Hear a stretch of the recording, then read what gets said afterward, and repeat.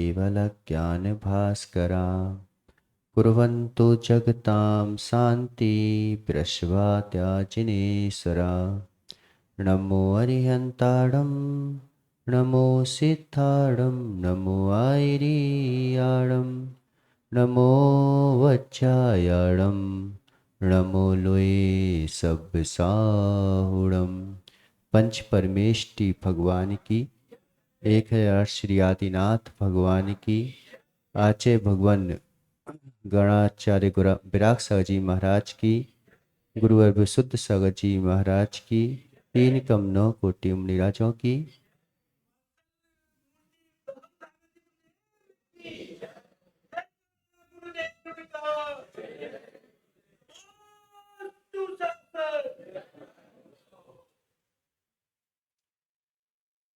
जीवन 2 प्रकार का होता है, एक संघर्षमय जीवन, एक समर्पणमय जीवन। सोच तो रहा था कि ज्ञान अज्ञान के बारे में बोलूंगा, लेकिन चूंकि विषय चल गया तो हमने इसी के बारे में बोल देते हैं।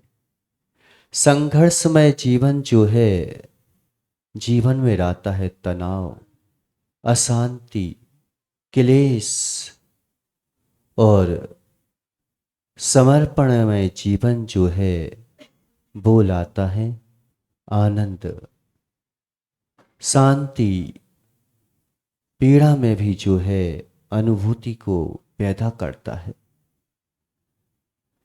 संघर्षमय जीवन में डर है लेकिन डरता नहीं है। संघर्षमय जीवन जो जीता है उसके अंदर में डर है लेकिन डरता नहीं है। समझे कि नहीं समझे? संघर्षमय जीवन में व्यक्ति को डर तो है, इसीलिए डरता नहीं है। मार दो इसको, क्यों?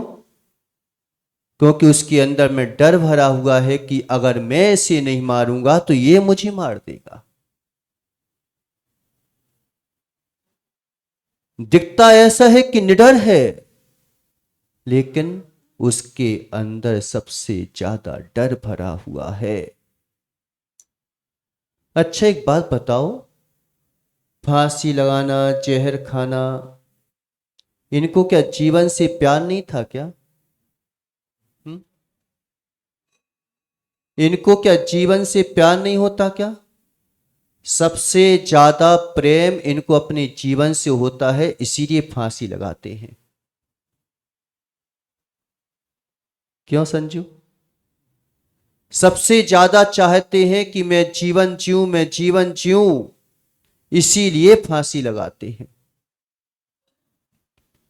कि बहुत अच्छा जीवन चाहता हूं, जो मुझे मिला है उस जीवन में मैं संतुष्ट नहीं हूं, मुझे जैसा जीना है मैं वैसा जी नहीं पा रहा हूं, इसीलिए मरते हैं लोग।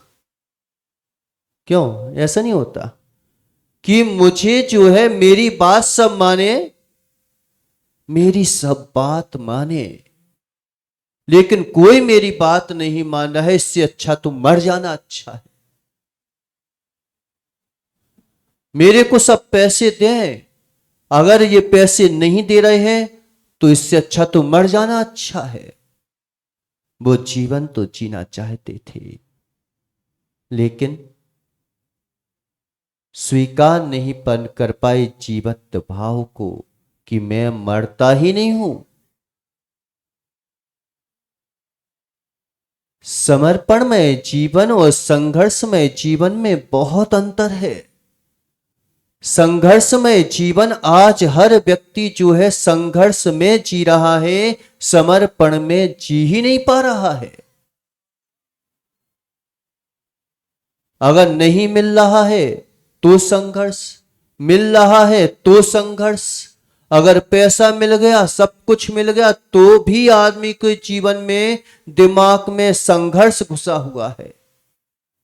किस बात का संघर्ष घुसा हुआ है? कि सब कुछ है लेकिन मेरा बेटा बात नहीं मानता, मेरी पत्नी नहीं सुनती। इसी बात का संघर्ष उसके जीवन में चल रहा है। उसके अंदर में समर्पण भाव नहीं आ पा रहा। जो है मुझे स्वीकार है, जैसा मिला है मुझे मंजूर है, ये मेरे ही कर्मों का खेल है, तो मैं क्यों इन चीजों में संघर्ष करूं? ये मेरा जीवन नहीं है जो दिख रहा है, जीवन तो मेरा यहां है और मैं जीवन देख रहा हूं वहां है।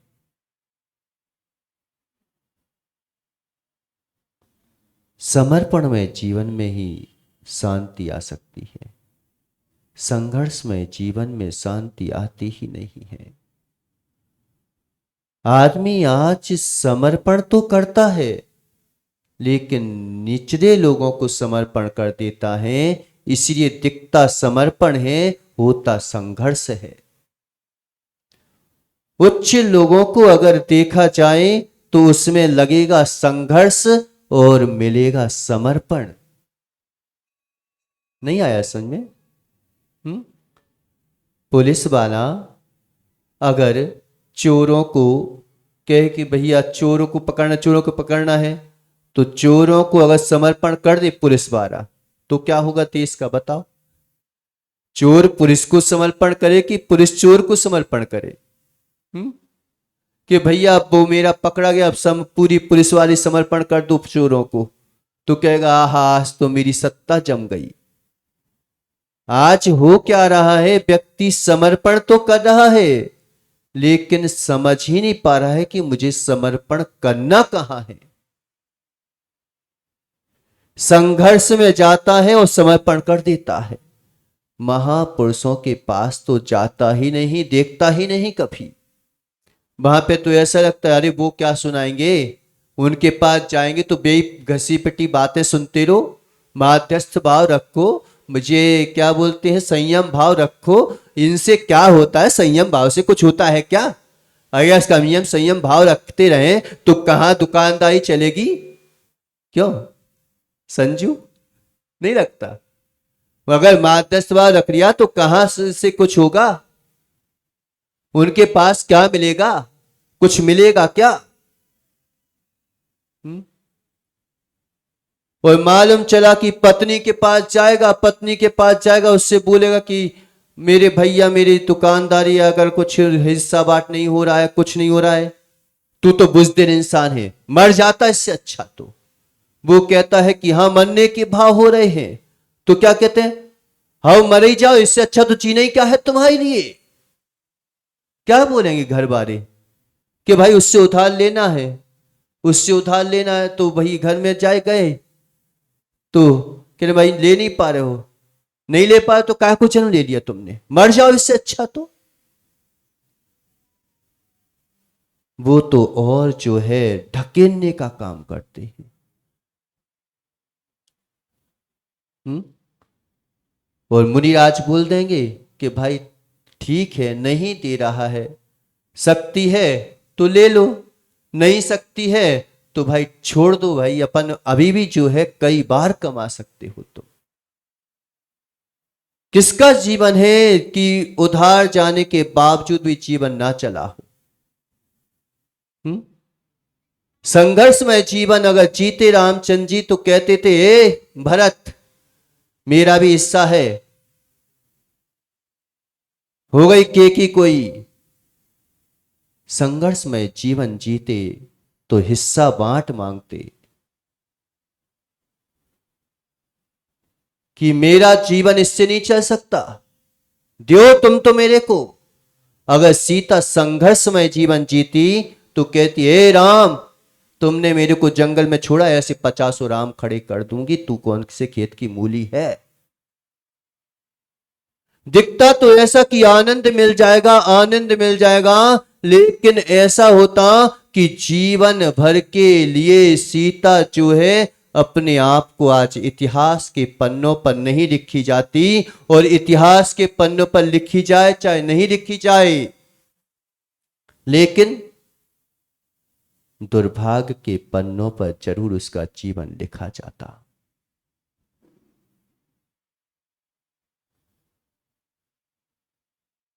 नहीं लिखा जाता क्या? कौन कहता, अरे हो गया काम खत्म हो गया उसका, अब तो विवाह हो गया, दूसरा कर लिया, और क्या कर लिया, और क्या हो गया, बस खत्म, अब तुम जानो, तुम्हारा काम जाने। श्री राम झुक नहीं पाते सीता के चरणों में। पुरुष को अगर झुकाने की शक्ति थी कि पुरुष को अगर झुकाया जाए, श्री राम भी कहने लगे कि मुझसे गलती हो गई, मेरे से कितनी बड़ी भूल हो गई, मैं किसके बहकावे में आ गया। अगर वो निर्णय कर लेती तो बताओ, चली तो जाती, लगता कि मुझे अच्छा पति मिल गया, चलो राम से अच्छा पति मिल गया। लेकिन जब भी अकेले में बैठती, बताओ अपने आप को जो है सती साबित कर पाती क्या? जब भी बैठती थोड़ी सी बात होती, जब तू राम जैसे पति को छोड़ के आ गई,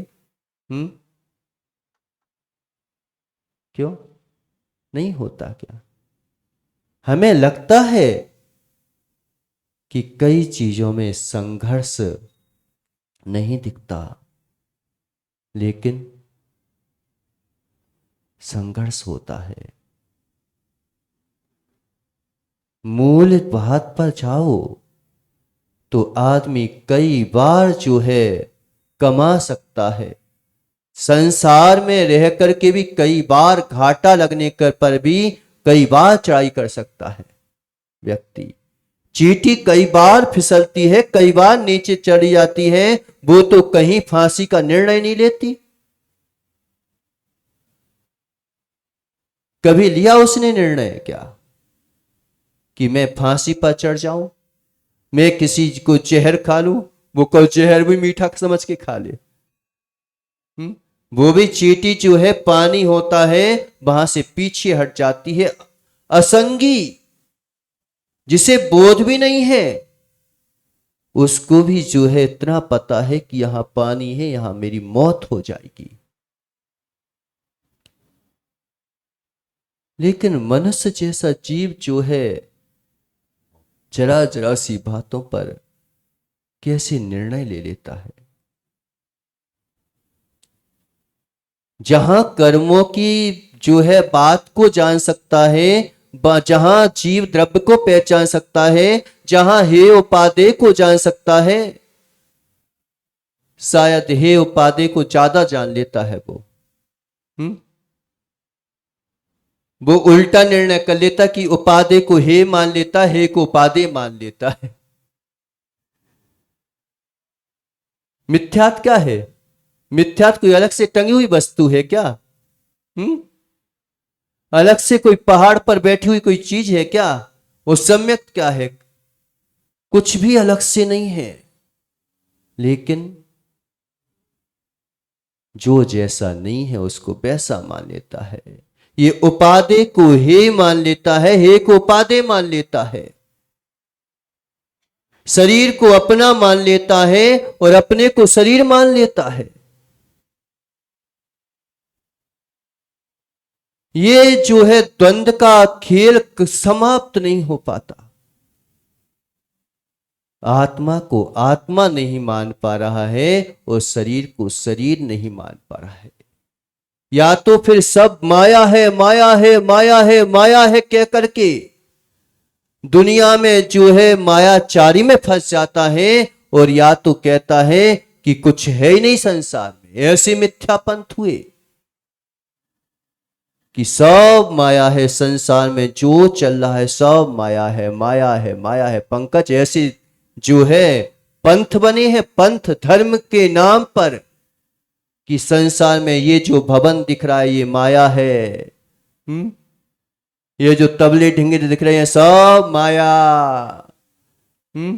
जो मैं बैठा हूं सब माया, ये सब कुछ है ही नहीं, संसार में कुछ है ही नहीं, माया के अलावा मेरी सोची जो है ये भवन है, बाकी भवन है ही नहीं। ऐसे दर्शन हुए। कल बोल रहा था ये कि शरीर ऊपर चढ़ जाता है, आत्मा नीचे आ जाती है। फिर जब शरीर ऊपर चला जाता है तो खाना काय को है? पीना काय को है? हम्म? भेद विज्ञान जहां पर है वहीं पर रहकर भेद विज्ञान होता है। जहां है ही नहीं वहां पे भेद विज्ञान की आवश्यकता क्या है? हम्म?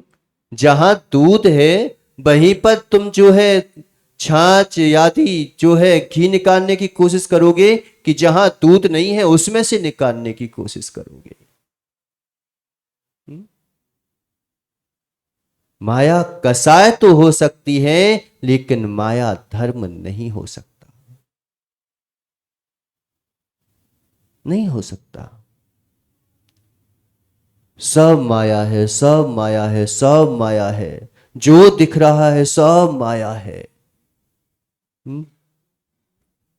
घट चटक मोक्षम भी यहां पे ऐसा पंथ हुआ एक, कि घट चटक मोक्षम, कि तुम क्या है, कि जैसे चिड़िया जो है एक मटके में बंद कर दी और कहने लगी कि ये शरीर जो है देख, शरीर अलग है और जो है चिड़िया अलग है। अगर इस मटके को फोड़ दिया जाए तो चिड़िया मुक्त हो जाएगी। ऐसे ही नितिन, तू एक काम कर, पहाड़ों से कूद जा और तेरी पूरी प्रॉपर्टी मेरे नाम कर जा, तू मुक्त हो जाएगा इस संसार से। ऐसे ही मुक्त होने वाले बहुत से लोग हो गए कि नितिन टेंशन है, टेंशन है। क्या को टेंशन पा रहा है? इस शरीर में टेंशन है ना, इस शरीर को मिटा डाल। स्त्रियां पुत्र दिख रहे हैं सब, तो एक काम कर, आंख फोड़ ले। आंख फोड़ ले तो सब कुछ जो है नष्ट हो जाएगा, तेरे को दिखाई नहीं देगा। अरे पागलो, अचक्षु नाम का दर्शन है कि नहीं है? क्यों अंधे को दिखाई देता है कि नहीं देता? कि आंखें फोड़ लो तो सब कुछ भी दिखाई नहीं देगा। क्या करें बेचारे, वस्तु स्वभाव को समझ ही नहीं पा रहे हैं आज तक। हम किसको लेके बैठ कर के और दुखी हो रहे हैं?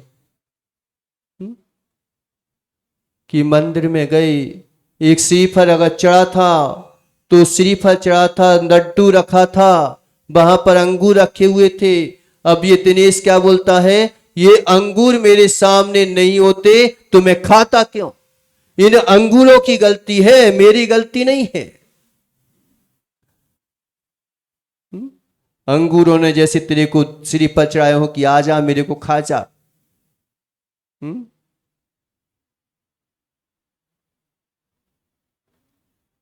माया माया कहकर सब जो है हम निर्णय करने जाते हैं उन लोगों के पास, जहां पर खुद निर्णय नहीं है उनके पास हम निर्णय करने जाते हैं। इनको तो हम बेकार की चीजें बोल देते हैं कि क्या संयम होता है। अरे मनुष्य जीवन मिला है सुख से जीने का, स्वतंत्रता से जीने का जो है जीवन है, अच्छे स्वतंत्र होके जियो। स्वतंत्रता के नाम पर परतंत्र हो जाते हैं। स्वच्छंद व्यक्ति को जो है हम स्वतंत्रता कह देते हैं। आज हर लड़के वर्ग बच्चे जो वस्त्र पहनना है मुझको पहनना है, के लिए मैं तो स्वतंत्र हूं,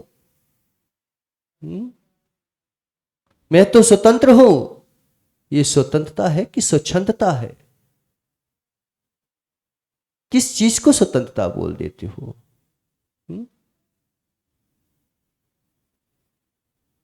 ये पता ही नहीं है हमें कि हम किस चीज को स्वतंत्रता बोल रहे हैं, किस किस चीज को स्वच्छंदता बोल रहे हैं। एक बात बताओ, अच्छी लग्जरी गाड़ी लेके आए तुम, बहुत सुंदर गाड़ी लेके आए गगन भैया, उसमें सब सुख सुविधाएं हैं, एसी है, बीसी है, जो भी है, और बढ़िया जो है ऐसी डल्लबदार गद्दियां हैं, सब कुछ है उस गाड़ी में। बढ़िया चलाओ तो बिल्कुल ऐसी चलती चली जाती है कि कहीं रुकने का नाम ना ले। उसमें ऐसी गाड़ी लेके आए, उसमें मात ब्रेक नहीं है, बाकी सब कुछ है। अच्छा है ना, ब्रेक काय को लगाना, सीधे पहुंचना चाहिए ना अपन को, कहीं पर कहीं नहीं रुकना। क्यों नितिन, ऐसी गाड़ी लेना पसंद करोगे क्या? है क्यों? अच्छा है ना, बढ़िया स्वतंत्रता से चलो धड़ाधड़। ना ब्रेक ना कहीं, काय को बार बार ब्रेक लगाना, काय को एक्सीलेटर दबाना, काय को कुछ करना है। ऐसी गाड़ी लेके आओ, बेहतरीन चले, धड़ाधड़ चले। हैं? ऐसी गाड़ी लेना पसंद करोगे क्या? एक जो है जड़ द्रव्य जिसमें जीव द्रव्य नाम का गुण भी नहीं है, उस गाड़ी को भी हम इतने जो है संभल के रहते हैं कि कहीं रुकेगी कि नहीं रुकेगी। कहते हैं जब पहली बार ट्रेन बनी तो वैसे ही उसका तो जो है चेहरा कैसा था, यमराज जैसा, काली करूटी, और जो कहने लगे कि पटरी पर चलने वाली। तो उसने बोला कि भाई इसमें बैठो, तो मालूम चल कि क्या पता, लोगों को डर था कि कहीं रुकी कि नहीं रुकी, कहीं चलती रही कहीं फिसलती गई तो कहां मेरा क्या होगा। अब उसने जिसने जो गाड़ी बनाई थी, जिनके मुंह में दांत नहीं थे, पेट में आटे नहीं थी, उनको भी जो है भाई बैठ जा, कहले मैं भले ही मुंह में दांत नहीं है पेट में आते नहीं, लेकिन बैठूंगा नहीं, कहीं की इतनी जिंदगी तो बाकी है, कहीं बच गया तो मर गया तो। कह उस पर ही पैसे दिए कि भाई ले मैं तेरे परिवार को पैसे दे दूंगा, तू तो अब तो चला जा। हम कितने संभल के बैठने चाहते हैं, लेकिन अपने जीवन के बारे में कभी सोचा क्या कि हम इस मनुष्य जैसी पर्याय को किस चीज में निकालना चाहते हैं। छोटी छोटी संघर्षों की बातों में रह करके अपने देव सागुरु को समर्पण नहीं करना चाहते, अपनी आत्मा की शक्ति को ना बढ़ा करके मात कर्मों की शक्तियों को बढ़ा करके घाटी में चले जाना चाहते हैं। समय आपका हो गया। संघर्षमय जीवन और समर्पणमय जीवन, समर्पणमय जीवन जियोगे तो निश्चित मानो सुख शांति समृद्धि हर जगह आएगी। पार्श्वनाथ भगवान का जीवन समर्पणमय जीवन था, ये कर्मों को ही मिटा सकता है। मैं अपनी आत्म समर्पण को क्यों जो है नष्ट कर दूं इस कमठ के आगे, और कमठ सोचता था कि मैं इसको जो है मिटा करके रहूंगा। वो संघर्षमय जीवन में ही अपनी अति करता रहा, वो समर्पण जीवन कैसे जो है भगवान बन गए। इसी कष्ट आए दुख आए, अगर वास्तविकता में समर्पणमय जीवन से जिए तो निश्चित मानो कष्ट भी कष्ट में पड़ जाते हैं। और समर्पणमय जीवन मिले तो तुम अच्छे में भी कष्ट में पड़ जाते हो। सब कुछ मिलने के बावजूद भी कष्ट में पड़ जाता है व्यक्ति, और समर्पणमय जीवन कष्ट में भी कष्ट डाल देता है, मिटा देता है उस कष्ट को। इन्हीं मंगल भावनाओं के साथ बोलिए आदिनाथ भगवान की जय बोलो।